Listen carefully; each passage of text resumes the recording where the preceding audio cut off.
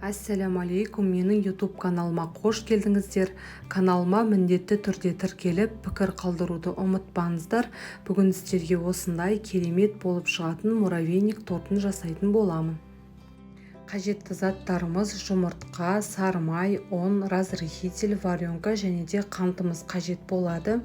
Ең алдымен бізге ерітілген сары майымызға қантымызды салып, қантымыз яғни толықтай ерігенше жақсылап араластыратын боламыз. Қантымыз ерігеннен кейін екі жұмыртқамызды жарып, тағы да яғни барлығын жақсылап толықтай араластыруымыз қажет болады. Одан кейін қамыр қопсытқыш және де ұнымыздың жарты бөлігін салып, қамыр илеуге кірісетін боламыз. Ең бірінші осылай венчикпен араластырамыз, одан кейін қолымызбен жұмсақ қамыр илеуге кірісетін боламыз. Яғни біздің қамырымыз осындай жұмсақтықта болуы қажет. Енді тоңазытқышқа жарты сағатқа, яғни кішкене қатырып қоятын боламыз.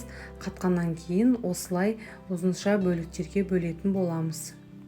Яғни барлық қамырымызды осылай мясорубкамыздан барлығын жақсылап өткізіп алуымыз қажет болады.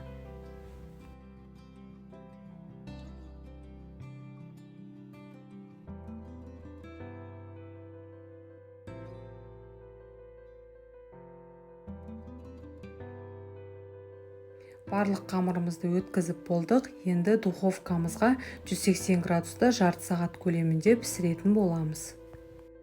Міне біздің муравейник тортымыздың қамыры пісті. Енді осылай қолымызбен, яғни ұсақ бөліктерге бөліп шығатын боламыз.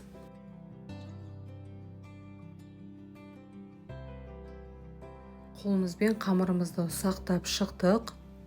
Енді муравейнигіміз жұмсақ әрі дәмді болып шығу үшін осылай варенкамен сары майымызды араластырып, яғни барлық ұсақталған муравейнигімізді салып, барлығын жақсылап араластыратын боламыз.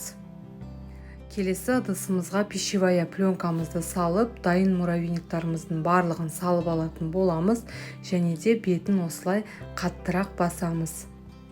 Бөлек ыдысқа салған кезде осылай оңай алынатын болады.